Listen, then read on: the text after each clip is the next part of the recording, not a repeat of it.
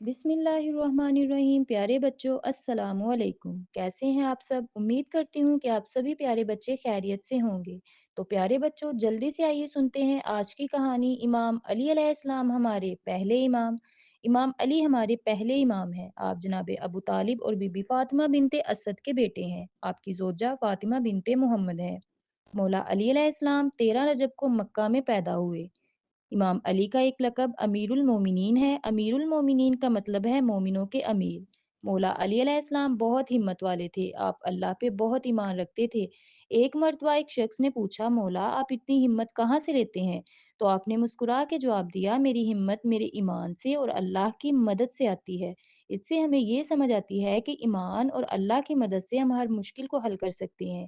जब हम अल्लाह पे भरोसा रखते हैं तो हर मुश्किल आसान हो जाती है।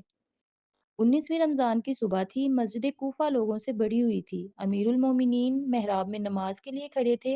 हर तरफ खामोशी छाई हुई थी।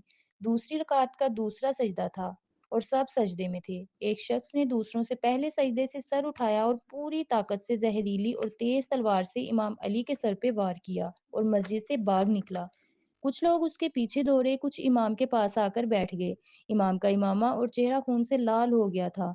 लोग उस शख्स को पकड़कर मस्जिद में लेकर आए। वो अब्दुर्रहमान इब्ने मुलजिम था। लोग उसको मारना चाहते थे, लेकिन इमाम अली ने रोक दिया और अपने बेटे से फरमाया, बेटा अगर मैं जिंदा ना बचा तो इस पे सिर्फ एक वार करना, और अगर बच गया तो फिर मैं खुद देखूंगा कि इसका क्या करना है। इमाम को घर लाया गया, लेकिन दूसरे ही दिन इमाम की हालत और खराब हो गई। डॉक्टरों ने कहा कि अब इलाज का कोई फायदा नहीं है, जहर अपना काम कर चुका है। 21 रमजान को आप शहीद हो गए। आपका रोजा नजफ इराक में है। हर साल लाखों जायरीन इस मुकद्दस मुकाम की जियारत के लिए जाते हैं।